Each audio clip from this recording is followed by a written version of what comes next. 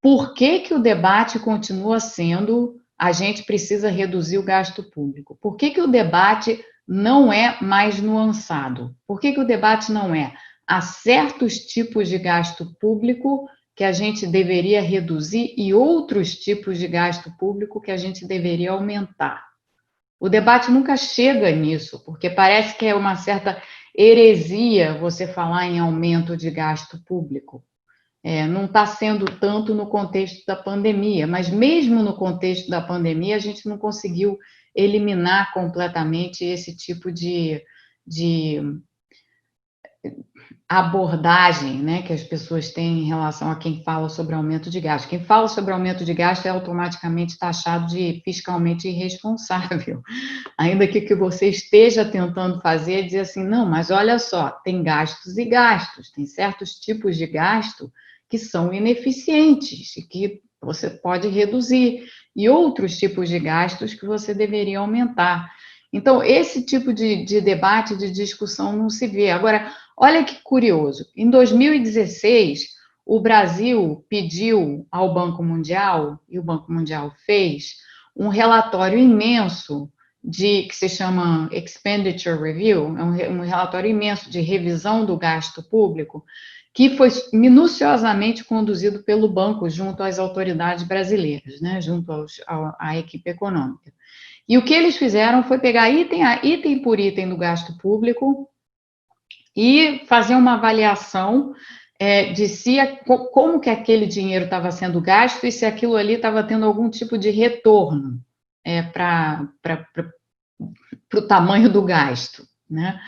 E a partir dali, esse era pelo menos um ponto de partida, agora ele já está 4 anos velho e sentado na gaveta de alguém, mas esse tipo de avaliação é o que a gente deveria estar pensando em fazer hoje, exatamente para poder enfrentar esses desafios, mas esse debate não chega, o debate fica apenas naquele ponto de, não pode gastar, pode gastar. Tem que ter teto de gastos, não tem que ter teto de gastos. Tem que fazer reforma tributária para aumentar a eficiência. Não tem que fazer reforma tributária. A gente fica preso nessas ideias binárias que não nos ajudam. As respostas não estão nas ideias binárias, as respostas estão exatamente nas nuances, né? No meio do caminho, do que você deveria estar deixando de fazer para poder fazer outras coisas. Que, aliás, é o princípio básico da economia, que é a coisa que mais perturba a minha cabeça, assim, na realidade. O princípio básico da economia é o quê? Recursos são escassos e você tem que fazer escolhas. É esse. Então, o que a gente está dizendo aqui é exatamente isso. Recursos são escassos, você tem que escolher quais são os gastos que você vai priorizar.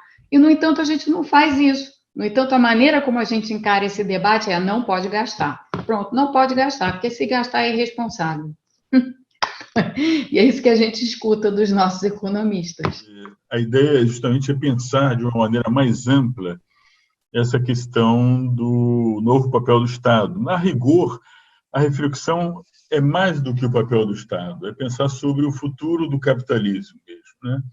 O Eugênio já prenunciou na pergunta dele essa questão, mas, independentemente do momento pandêmico e da reflexão sobre o pós-pandemia, há uma transição muito grande do capitalismo, que eu costumo chamar, e outros autores de fordista, para um capitalismo digital, né, dessa big techização do capitalismo e essas transformações brutais em todos os modelos de negócio, no mundo do trabalho, como você sempre ressalta, né?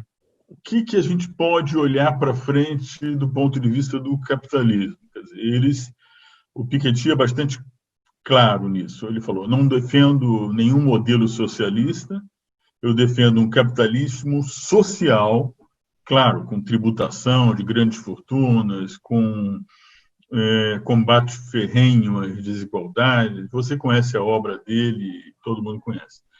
Então, a pergunta que eu te faço é em torno dessa questão do contrato social dessa economia digital, que vai ser necessário, porque o capitalismo fordista tinha um contrato social que, mal ou bem, funcionava, as instituições, a partilha dos ganhos de produtividade, com muita luta política e graças a instituições, ela acabava se dando sempre a favor, sobretudo, da sociedade, mais em salários do que lucros. Não é? Isso era o modelo que vigiu até pouco tempo atrás. No capitalismo digital, ele é muito mais concentrador de renda, mas infinitamente mais concentrador de renda do que o capitalismo fordista, e também concentrador do capital, com essa coisa do winner takes all. As grandes big techs comprando tudo transversalmente em todos os setores, e isso tem implicações societais gigantes. Então, a provocação que eu te faço é a seguinte: como é que está o estágio da sua reflexão sobre essa questão do futuro do capitalismo nessa dimensão e o futuro da intervenção do Estado? Eu mesmo escrevi um ensaio, na verdade eu terminei em maio, mas não divulguei, sobre a obsolescência do capitalismo, a obsolescência do Estado, a obsolescência da democracia liberal, e com o desafio intelectual de pensar essa transição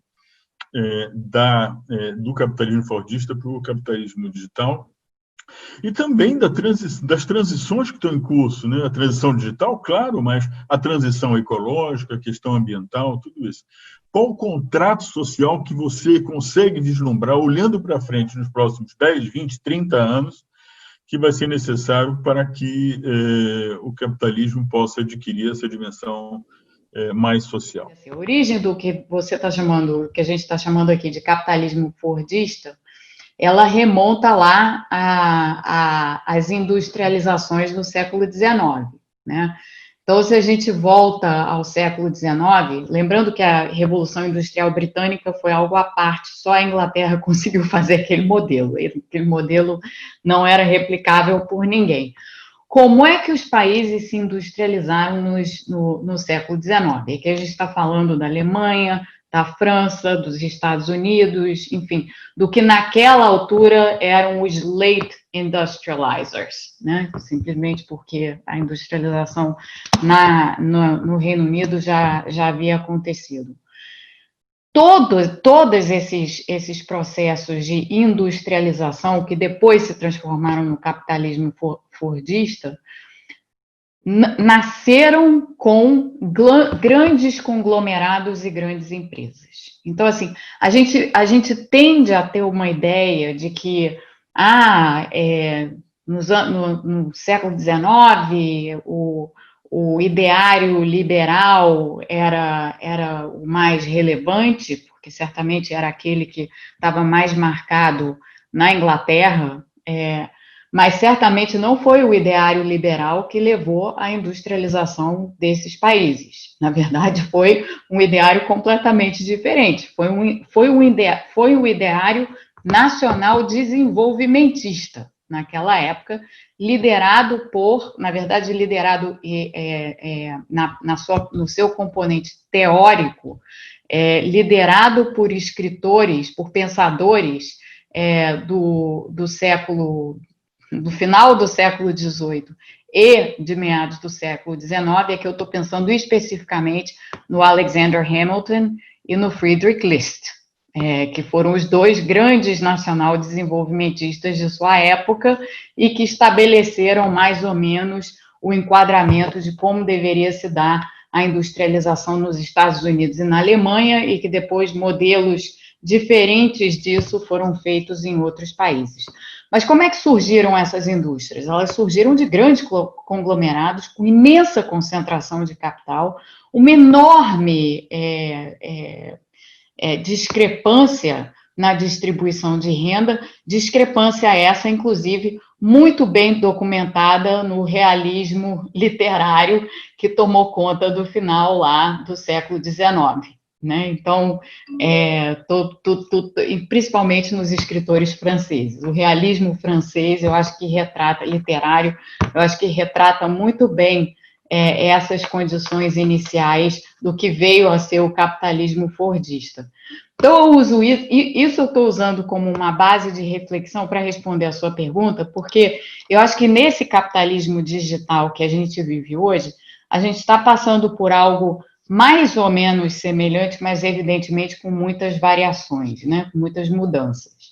É um capitalismo também baseado em grandes conglomerados, no fim das contas, grandes conglomerados de informação, né? Então, empresas como a Amazon, aqui nos Estados Unidos, essas empresas de mídia social, Facebook e tal, a Alibaba na China e por aí vai, né? Esses são os grandes conglomerados de hoje. O que eles têm de diferente, quando a gente contrasta com o que estava acontecendo no final do século XIX, é que o que esses conglomerados produzem é algo menos, é algo intangível. Esses conglomerados produzem informação, né? Informação de todos nós. Aglomeram e produzem informação de todos nós, aglomeram e vendem informação de todos nós que usamos esses veículos hoje em dia. O que lá atrás, na transição do século XIX para o século XX, dali por diante, veio a se impor para dar uma certa ordem aquela espécie de capitalismo meio selvagem que levou a essas imensas discrepâncias de distribuição de renda e concentração de capital, foi regulação, né? Então, foram políticas de antitrust, como na virada do século XIX para o século XX se fez aqui nos Estados Unidos, foram outras políticas regulatórias para delimitar tamanho das empresas, para determinar concorrência em mercados e por aí vai. Então, você teve um esforço muito grande de construir essas instituições regulatórias que se adequavam àquele modelo, ou que melhor respondiam àquele modelo para eliminar justamente as distorções que aquele modelo causava. A gente vai ter que reinventar a mesma coisa agora. A gente vai ter que inventar, e inventar do zero, porque a situação é completamente distinta daquela que marcou a virada do século XIX para o século XX. A gente vai ter que inventar um sistema regulatório que dê conta desses desafios impostos pelas distorções causadas por esse capitalismo digital. Então, aqui já existe um esforço, né? Porque já tem gente pensando sobre isso e já existe esse debate em algumas partes do mundo. Na Europa, certamente, esse debate está mais avançado do que em outras partes do mundo. Aqui nos Estados Unidos, esse debate está zero avançado. Respondendo por alto uma pergunta muito complexa que você fez, Otávio, que eu acho que dariam horas de reflexão aqui, eu acho que o modelo passa por uma reinvenção de modelos regulatórios que ficaram obsoletos e que não servem, não atendem aos desafios desse capitalismo digital e que a gente vai ter que reinventar do zero. Não tem template. A gente vai ter que inventar o template. Como socióloga do trabalho que sou, e dentro desse universo tão bem descrito pelo Otávio, eu te pergunto, e o trabalho, Mônica, nesse contexto? E o trabalho, mesmo que, numa perspectiva capitalista, esse trabalhador seja considerado como um necessário consumidor. Porque o que nós estamos vendo é a supressão de pós-trabalhos, redução de salários, redução de direitos, e isso não é novo, isso já vinha vindo assim. A pandemia intensificou. Para além do que a gente está enfrentando nesse momento, então, nesse momento, no Brasil especificamente, a maneira que se encontrou, e ela é ruim, a maneira que se encontrou para lidar com os desafios para manutenção, ou a tentativa de manutenção, não tem manutenção porque o desemprego está subindo, mas a tentativa de impedir que o desemprego subisse ainda mais, a tentativa de tentar manter algumas pessoas com um vínculo formal de emprego, a solução que se encontrou foi essa, de reduzir salários, às vezes reduzir salários bruscamente, sem um mecanismo compensatório adequado, né, por parte do Estado. Inclusive, lá atrás, quando surgiram as primeiras propostas do governo nesse sentido, eu fiz as contas, falei assim, poxa, os trabalhadores, quando você pega o perfil de um trabalhador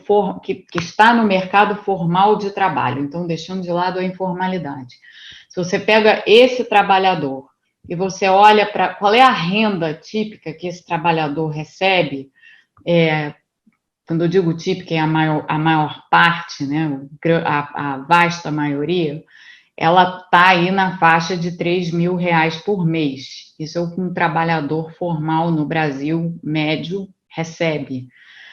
Com as reduções previstas de salário e o mecanismo compensatório por meio do seguro-desemprego que se propôs no Brasil, a redução, a combinação redução-mecanismo compensatório poderia levar até a uma perda de renda de mais de 20% desse trabalhador formal. E para algumas pessoas isso aconteceu, isso é fato, isso se concretizou. É muito complicado a gente imaginar que isso seja sustentável ao longo do tempo. Isso está acontecendo agora, num momento extraordinário, mas sustentável não será. Então, como é que você vai recompor e readequar salários? Como é que você vai lidar com essa situação que já é tão precária do trabalhador formal no Brasil? O trabalhador formal no Brasil ganha quase nada, e ainda por cima tem essas outras ideias do que fazer com criar essa história de carteira verde e amarela, que eu acho que o Paulo Guedes não vai largar isso nunca, como ideia, e criar uma espécie de mercados de trabalho em que você tem cidadãos de primeira classe e cidadãos de segunda classe, o que é horroroso, péssimo, sob qualquer ponto de vista, econômico, sociológico, seja lá o que for.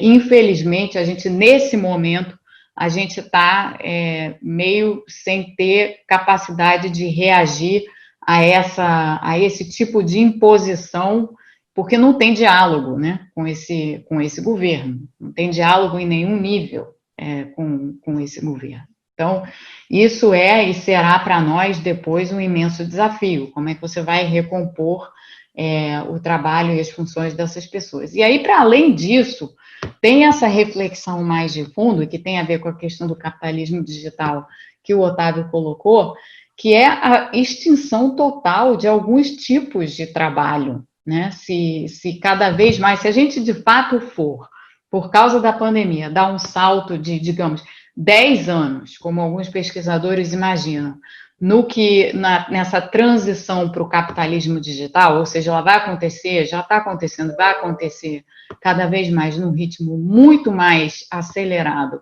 do que aconteceria não tivesse havido a pandemia, a gente vai ter que lidar com uma massa de trabalhadores que vão se tornar obsoletos, serão empregos obsoletos e uma massa de pessoas que nessa situação de obsolescência, como é que a gente recapacita?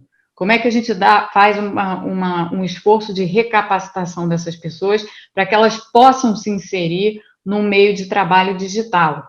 E aí entram as outras considerações quando a gente pensa no caso brasileiro. Que pessoas são essas? Porque a grande maioria da população brasileira não tem computador em casa, né? Tem telefone, tem smartphone, mas não tem computador em casa. Então, se essa pessoa for recapacitada, como é que ela se habilita a ser incluída nessa economia digital se ela não puder trabalhar digitalmente, né? Se ela não tiver acesso aos recursos que possibilitem a ela trabalhar digitalmente? Isso passa por uma porção de coisas, né? Porque isso passa não só pela capacidade dela comprar um computador e ter os equipamentos em casa, mas pela infraestrutura de banda larga do país, pela velocidade da internet, e aí isso afeta todas as questões maiores de infraestrutura, que, enfim, a gente ainda não discutiu a fundo, mas talvez discuta, e que dizem respeito, né, a como você viabiliza essas novas relações de trabalho que inevitavelmente vão surgir. Eu vejo, por exemplo, só para dar o meu exemplo pessoal, eu dou aula e sou pesquisadora. Na minha função pesquisadora, eu não me vejo voltando para o meu escritório. Aliás, não faz nem sentido voltar para o meu escritório físico aqui, para o Instituto. E tem muitas pessoas no Instituto pensando como eu. Por quê? Eu posso perfeitamente fazer o meu trabalho de casa. Aliás, tenho feito nos últimos meses. Metade do meu livro sobre nacionalismo econômico eu escrevi exatamente nessa cadeira, nessa mesa, com esse pano de fundo aqui atrás. Sem nenhuma necessidade de fazer isso do escritório. Aula já é mais complicado, porque aula online, mesmo para alunos de pós-graduação, que são os alunos que eu atendo, é muito difícil. Eu não gosto, acho que os alunos também não gostam. O tipo de aula que eu dou é uma aula que exige muita participação e interação com os alunos. No ambiente virtual, isso não funciona bem. Então, eu não sei o que vai acontecer com isso, é uma dúvida que eu tenho. E o que acontece, né, com professores nessa situação? Seríamos todos forçados a fazer isso? Teríamos modelos híbridos? O que vai surgir disso? Mas isso é uma situação pessoal. De um modo geral, eu sou uma pessoa privilegiada, porque eu tenho a opção, eu posso escolher como é que eu quero trabalhar. No Brasil, isso não é essa realidade não é verdadeira para a vasta maioria da população. Então, como é que você responde a esse desafio? Como que o Estado, voltando a essa pergunta, como que o Estado deve responder a esse desafio? É um desafio para o Estado? Eu penso que sim. É um desafio para o Estado, porque você está tratando aqui de um contingente muito grande da população e de uma situação que o mercado privado, digamos assim, não vai dar conta de resolver. Não vai. O mercado simplesmente vai se desfazer daquelas pessoas que se tornaram obsoletas e vai contratar pessoas que se adequem a essa nova realidade virtual. Isso é o que o mercado privado fará.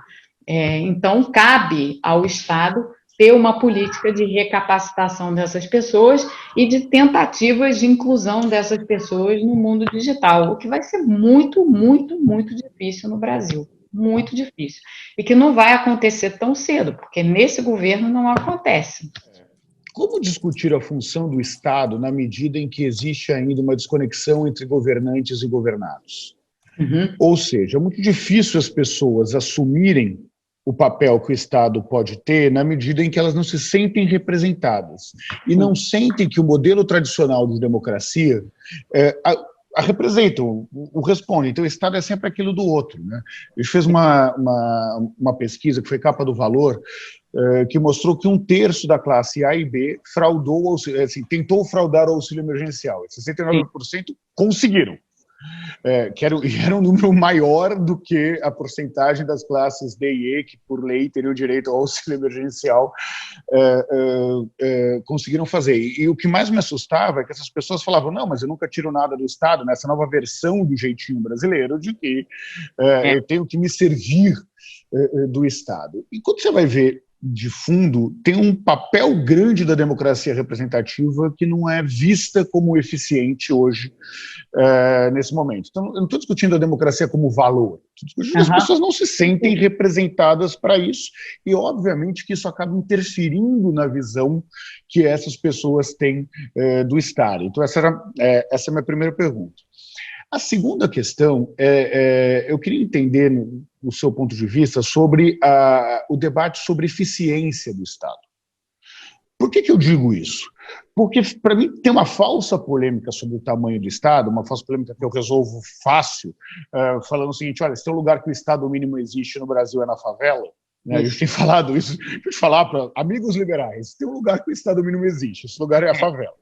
Tá? Então, assim, dado isso, a discussão será que sobre o tamanho do Estado tem que ser os servidores públicos oferecendo esses serviços públicos gratuitos, ou pode existir modelos de parceria como o ProUni, que, como o próprio Haddad diz, é uma política pública operada pela iniciativa privada, ou como mais da metade dos leitos do SUS, que são privados, operados a partir de uma política pública. Então, eu queria entender essas duas lógicas, a da representatividade da democracia, de um lado, para ter um debate sobre a visão do Estado, e da outra lógica é como é que se discute eficiência, porque muitas vezes eu vejo a esquerda presa num discurso de que eficiência é uma bandeira só da direita, quando é uma bandeira da civilização, ao meu modo de ver.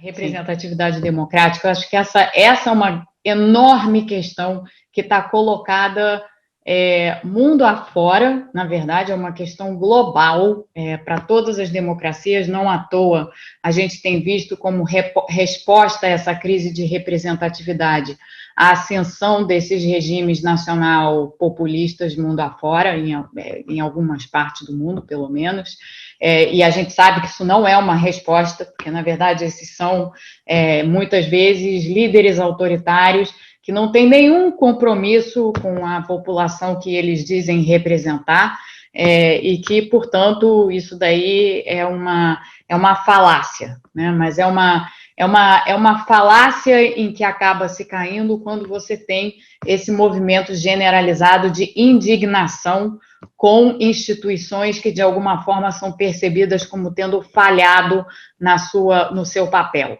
né? Então, essa crise de representatividade democrática que a gente vê acontecer no Brasil muito claramente, e principalmente nas faixas de renda mais baixas, porque elas não são atendidas como elas deveriam ser atendidas. Então, aí, casando com a frase que você usou, o Estado mínimo existe na favela, eu tenho conversado muito com líderes comunitários nas favelas e tudo, e eu escuto isso também o tempo inteiro, exatamente essa frase. E dá para entender perfeitamente de onde vem a frustração das pessoas, porque, de fato, elas não têm atendimento algum, elas não têm praticamente acesso a nada, em muitos casos não têm sequer acesso a saneamento básico, que a gente sabe ser um problema seríssimo no nosso país. Então, no Brasil, todas essas questões estão exacerbadas por um nível de desigualdade extremo. A desigualdade não é necessariamente a causa da crise de representatividade, mas ela exacerba, com certeza, a crise de representatividade, que é global. Então, eu acho que essa é uma preocupação muito grande para nós que acreditamos na democracia, para nós que acreditamos que a democracia, apesar de seus defeitos, é o melhor que há. A gente tem aí uma luta em glória para convencer novamente as pessoas que deixaram de acreditar na forma como a democracia opera, que a democracia ainda é o melhor regime. Então, eu não tenho ainda muito uma resposta para essa pergunta, porque, para mim, esse é um dilema, assim, e tem algumas semelhanças que você vê. Claro que cada país é um caso, cada caso é um caso, cada população enfrenta seus próprios desafios, mas tem linhas em comum que atravessam esse debate sobre a representatividade no mundo todo. E, assim, para nós que somos pesquisadores, um dos nossos desafios é tentar encontrar essas linhas em comum e em que medidas, elas sendo em comum, você consegue revertê-las, né? E depois olhar os casos específicos de cada país. A questão do Estado mínimo e do tamanho do Estado, e essa discussão de tamanho do Estado no Brasil, essa daí realmente é algo que me tira, não me tira o sono, me tira do sério, me tira totalmente do sério, porque quando eu vejo a maneira como as pessoas debatem sobre isso, é um debate tão desconjuntado, mas tão desconjuntado, que não dá para entender de novo. É aquela coisa binária. Ou você tem um Estado enxuto, ou você tem um Estado grande. Não existe nenhuma nuance no meio do caminho, não se para pensar exatamente o que significa Estado grande, o que significa Estado ineficiente. Tá? Então, o que existe são alguns clichês assim na cabeça das pessoas. Clichês não deixam de ser verdadeiros só por serem clichês, né? São clichês, mas podem ser verdadeiros.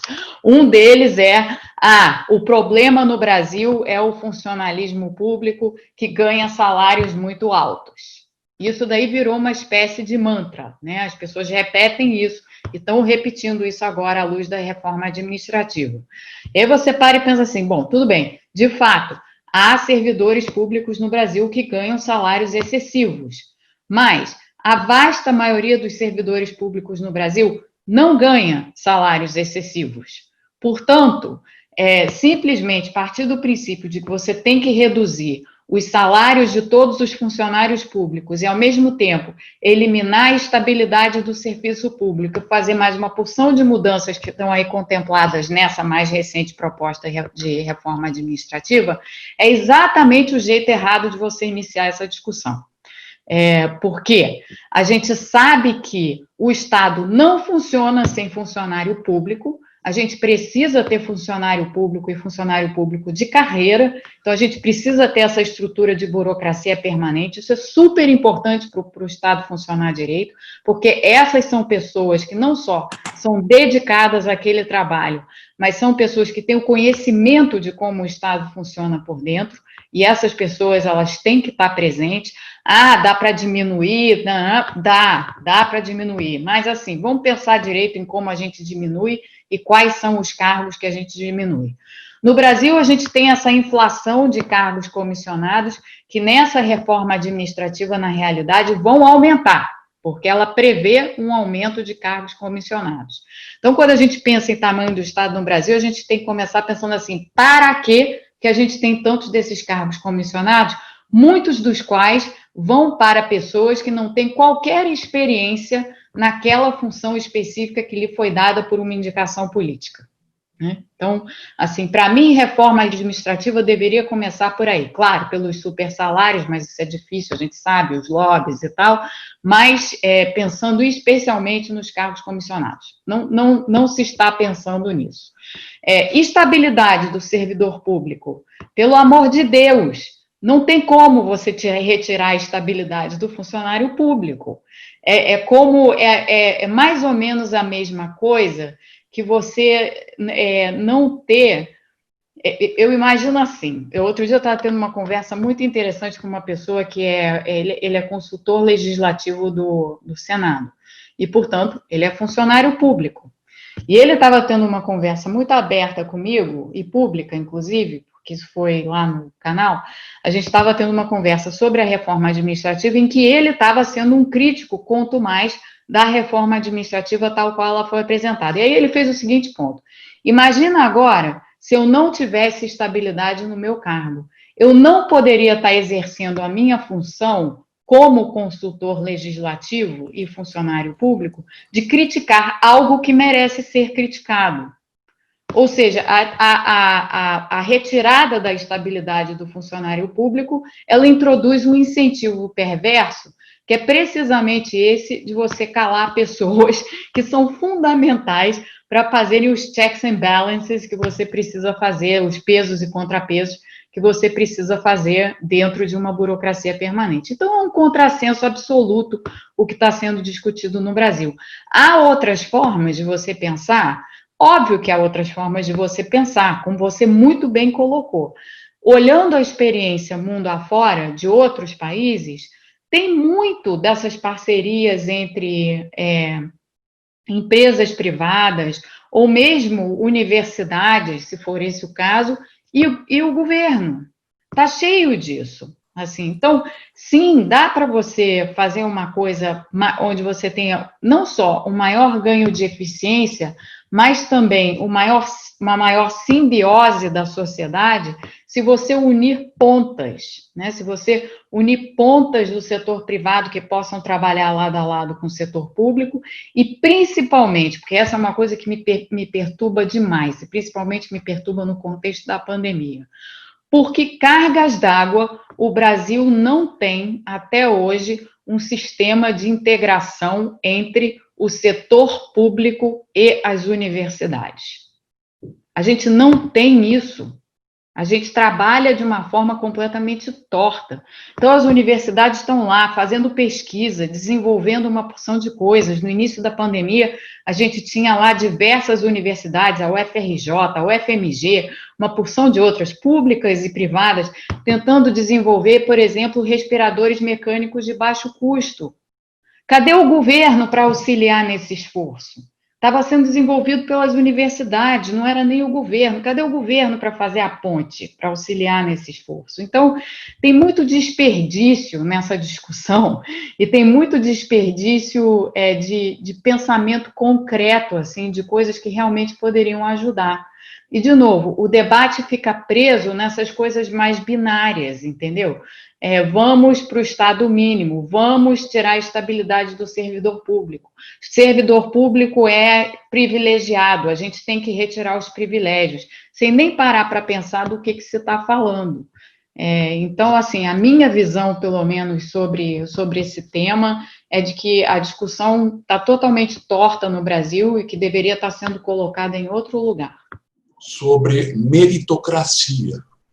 E os 3 livros veem a meritocracia como uma das causas dessa desigualdade atual. Eu queria saber se você tem alguma coisa que você poderia avançar, não sei se você já tomou contato com esse tema.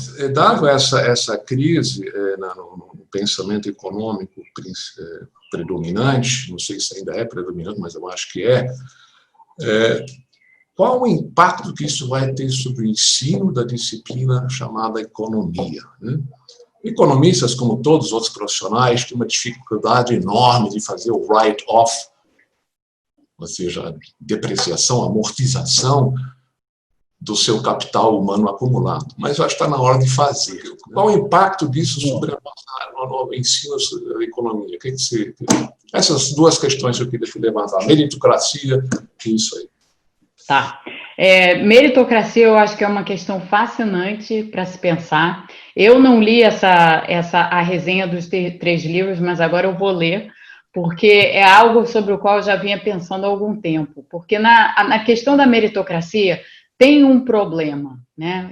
Apesar da gente ter essa visão que a gente tinha, tem um problema de fundo que é o seguinte: quem é que determina a meritocracia? Quem é? Alguém vai determinar se você tem mérito para alguma coisa ou se você não tem. E essa determinação do mérito na meritocracia, ela pode ser muito complicada, porque você tem diversos mecanismos de desvio de incentivos para você dizer que uma pessoa que, na verdade, não tem mérito segundo alguns critérios, no seu critério como determinante de quem tem e quem não tem, aquela pessoa tem mérito e uma outra pessoa não tem. E isso eu acho que a gente vê muito dentro da academia. E até, de certa maneira, a gente já começa a ver o spillover disso, ou, na verdade, o que sempre aconteceu, só que agora está à mostra, nos artigos científicos que têm saído durante a pandemia. Então, você pega aí, você vê que tem todo dia, porque eu sigo isso o tempo inteiro, eu recebo notificação da Nature, da Science, do JAMA, do New England Journal of Medicine, todo dia tem artigos saindo que não passaram ainda por peer review, por revisão de pares, mas eles saem em preprint. E tem artigos que saem em revisão de pares acelerada agora, porque tem muita coisa, muita informação sendo publicada. Saiu no Lancet, que é o journal de maior prestígio, mais antigo, entre a comunidade médica, o artigo sobre a vacina Gamaleya, do Instituto Gamaleya, a conhecida agora vacina russa. O artigo é sofrível, ele não tem dados, ele tem gráficos que se repetem para diferentes grupos de pacientes, ele é claramente um paper que não tem o mérito para estar no The Lancet. No entanto, ele foi publicado no The Lancet porque o pesquisador principal que escreveu, que coautorou esse paper, é amigo do editor do Lancet. Então, eu acho que esse é um exemplo para se pensar nessas questões de meritocracia. Quem determina? E quem determina pode ser fundamental em gerar esse tipo de distorção e desigualdade. Então, esse foi uma das coisas que me veio à mente enquanto você falava. No ensino de economia propriamente, eu acho que no Brasil vai demorar muito para que os economistas façam o write-off que eles deveriam fazer do seu próprio conhecimento. Eu confesso a você que eu já fiz, tá? Eu já fiz o write-off de uma boa parte do meu conhecimento e já disse aos meus filhos aqui, ambos têm inclinação à economia, e disse a eles, não façam economia. Não façam economia, façam outra coisa. Na Universidade de Oxford, hoje em dia, tem um curso de graduação que está sendo oferecido já há 2 anos, extremamente interessante, que mistura filosofia, ciências políticas e economia. E eu disse a eles, façam isso. Façam isso. Façam algo interdisciplinar. Não façam economia pura, porque economia pura formata a cabeça das pessoas. E chega, a gente não precisa mais de cabeça formatada. Então, o que eu começo a ver é que em alguns lugares, aqui nos Estados Unidos, o ensino de graduação é genérico, né? Então, e no ensino de pós-graduação, eu acho que a formatação de cérebros, ela vai permanecer ainda por algum tempo, porque eu não vejo esse movimento de muitas mudanças. Agora, na Inglaterra, que é onde normalmente essas coisas se iniciam, principalmente no que diz respeito à economia, já há um movimento grande de desviar um pouco, de se desviar do que era tradicionalmente o ensino de economia para tentar captar um pouco mais dessa interdisciplinaridade. Isso já existia na época que eu fiz o doutorado, por isso eu escolhi a London School of Economics and Political Science, porque já havia essa mescla, um pouco dessa mescla ali na época, e eu acho que agora, cada vez mais, pelo menos lá, é onde isso está acontecendo, e inevitavelmente isso vai acabar indo para o resto do mundo, porque essa geração que está agora, que vai para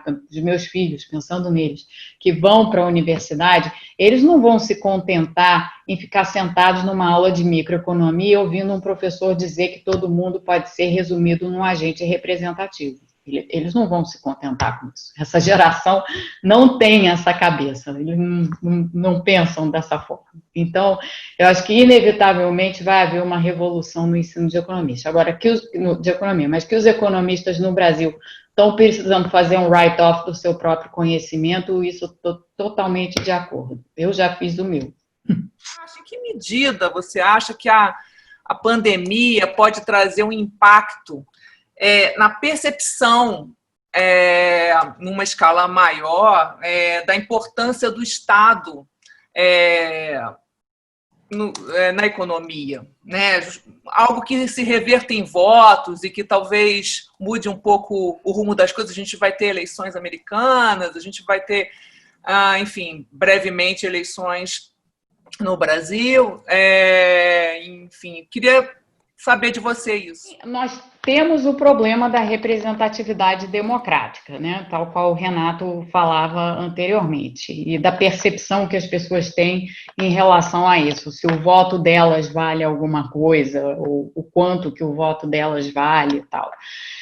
Mas eu acho que, inequivocamente, seja agora de imediato, né, nas próximas eleições, nas eleições de agora aqui nos Estados Unidos, seja, se não acontecer de imediato, certamente vai acontecer no futuro, como a minha premissa é de que todos esses efeitos da pandemia que a gente está vendo hoje vão perdurar, não exatamente na intensidade que a gente está vendo hoje, mas vão perdurar. Isso significa que, em algum momento, as pessoas que não percebem ainda vão claramente perceber o valor do Estado, do papel do Estado nas áreas em que o Estado não pode realmente deixar de atuar, principalmente nessas áreas que se entrecruzam, né? Então, aqui, as áreas que se entrecruzam sendo proteção social, meio ambiente, bom, educação, evidentemente, e saúde. Então, nessas áreas que se entrecruzam, a ausência do Estado, ou a não presença do Estado, eu acho que ela já está sendo sentida, ela vai ser cada vez mais sentida haja vista que esses problemas todos que a pandemia expôs não vão desaparecer. Não vão desaparecer uma vez que tivermos uma vacina, ou seja lá o que for. Então, em algum momento, isso vai se refletir em escolhas do eleitor. Agora, difícil é determinar quando exatamente isso acontece. Aqui nos Estados Unidos, nessas eleições de novembro em particular, eu acho que essa questão está absolutamente em aberto, porque está tudo muito confuso aqui. Eu queria fazer alguns comentários sobre a questão tributária que foi colocada. Bom, primeiro dizer que eu concordo totalmente com a Mônica quando ela fala, vamos discutir sim melhorar a progressividade da tributação, mas a gente tem que redefinir prioridades no gasto público, tá certo?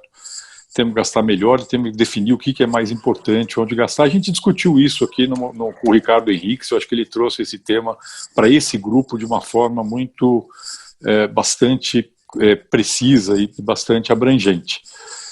Na questão tributária, às vezes é mais fácil falar do que fazer, às vezes a gente precisa entender bem onde está o problema antes de fazer, tá certo? O problema no Brasil, por exemplo, não é isenção na distribuição de dividendos. Se você cobrar 34% na empresa e não cobrar 27,5% na pessoa física, e a tributação na empresa é uma antecipação do que é devido quando depois o lucro é distribuído, a rigor não tem o problema distributivo. Mas no Brasil tem um monte de casos em que você cobra muito menos que 34% da empresa e depois distribui isento para a pessoa física, sobre o lucro contábil, o lucro efetivo da empresa. Então, nesses casos, a gente tem problemas distributivos bastante sérios.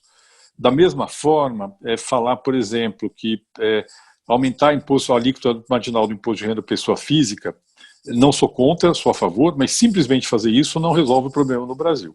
Não. Eu só vou dar um exemplo aqui para a gente entender o tamanho da distorção. Quer dizer, um empregado formal no Brasil, porque a contribuição da Previdência acima do teto, ainda que seja feita pela empresa, é na prática um imposto de renda, um empregado formal no Brasil que ganha mais que R$ 6.100, a alíquota marginal de fato do imposto de renda dele é no mínimo 42%. Um funcionário público que ganha, sei lá, R$ 30.000 por mês, a alíquota marginal de imposto de renda é 27,5%. Um PJ, como eu não ganho R$100.000, mas um PJ que ganhe R$100.000 por mês, tá certo, paga 13,2% de alíquota marginal de imposto de renda. Esse é o Brasil que nós temos. Então vamos ter que olhar as questões como um todo e corrigir todas. Então a gente tem que olhar isso e corrigir a distorção para todo mundo. É mais fácil pegar nesse grupo de profissionais liberais, etc. e tal, do que nos muito, muito ricos. Porque aqui tem um problema de competição tributária internacional que atrapalha, que dificulta você conseguir pegar esses muito ricos.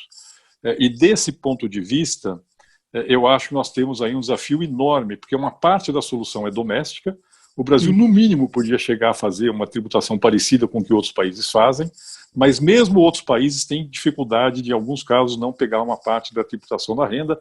É a discussão da tributação das big techs, que jogam o lucro delas para locais de baixa tributação e não estão conseguindo. Os Estados Unidos atrapalha a Europa quando quer tributar isso, porque os Estados Unidos conseguem tributar, mas a Europa não. É um problema claríssimo quando as pessoas conseguem mudar domicílio fiscal. Uma boa parte dos maiores milionários do Brasil já tem domicílio fiscal fora do Brasil. É importante a gente entender isso. Então não vai adiantar nada a gente aumentar aqui imposto de renda, que a gente não vai pegar eles. Então tem desafios que passam por uma coordenação internacional. Então eu gostaria que a Mônica falasse um pouco sobre isso e fazesse uma última pergunta, Mônica, pedindo desculpa porque eu já estouramos o tempo aqui, tá? Mas eu acho que a gente tem uma questão que eu acho que você colocou en passant, mas que para mim parece muito interessante, que é a seguinte: olha, qual é a agenda do Brasil? Certamente é uma agenda de justiça social, que passa por N fatores, certamente pela tributação, mas não só. É uma agenda ambiental, que nós não falamos hoje, mas já discutiu-se nesse grupo, que eu acho muito importante. Mas eu acho que é também a agenda do crescimento. Porque é muito mais fácil você conseguir fazer, se o bolo estiver crescendo, vamos dizer assim, todo o crescimento nós vamos dar para os mais pobres. É mais fácil do que dizer, olha, o bolo não cresce e eu vou tirar de você rico para poder passar para o pobre. A gente tem que fazer isso, mas é muito mais difícil politicamente fazer isso do que quando está crescendo. Se a gente tiver uma clareza muito... Se a gente fizer medidas que ajudam o crescimento do país, que eu acho que são importantes, e junto com elas vier uma política radical redistributiva, eu acho que é mais fácil de passar do que tentar resolver sem crescimento. Então, eu acho que a política de crescimento deveria fazer parte sim, da agenda da esquerda. Eu acho que ela esquece um pouco isso quando define sua agenda. Era basicamente esses 2 pontos, a questão da tributação internacional, da coordenação, e essa questão daí de crescimento como parte da agenda. E eu acho que os pontos todos que você colocou aqui, não só eu concordo com eles, mas eu acho eles todos de extrema relevância. Em relação à agenda de crescimento para o Brasil, também concordo plenamente. A gente tem que pensar, e tem que pensar seriamente o que é isso, né? Porque eu acho que embora a gente tenha muitos diagnósticos sobre os problemas, os entraves e o porquê que o Brasil cresce pouco, e, enfim, tem aí uma porção de hipóteses e de teses e de coisas que já foram veiculadas à exaustão. Eu acho que a gente carece ainda de uma visão mais profunda do que realmente impede a gente de crescer mais. Claro que tem a agenda de reformas, ela é importante e tal, mas eu acho que tem outras coisas assim que atrapalham muito o Brasil e que a gente não dá, talvez, a devida importância, a devida relevância a elas. Eu acho que a gente tem que pensar melhor, assim, como que a gente reestrutura, voltando a esse tema de reestruturação do Estado, como é que a gente reestrutura o Estado de forma que ele, junto com o setor privado, possa ser uma espécie de propulsor da produtividade. E aqui é onde eu acho que essa carência que existe no Brasil de interação com ciência, tecnologia e o que é produzido dentro das universidades é algo que nos limita, nos limita ao extremo. A falta de um pensamento mais estruturado sobre o que deveria ser o investimento público no Brasil, porque nesse momento assim de saída da pandemia, de reconstrução e de reorganização das bases do crescimento brasileiro, a gente de alguma forma vai ter que contar com investimento público.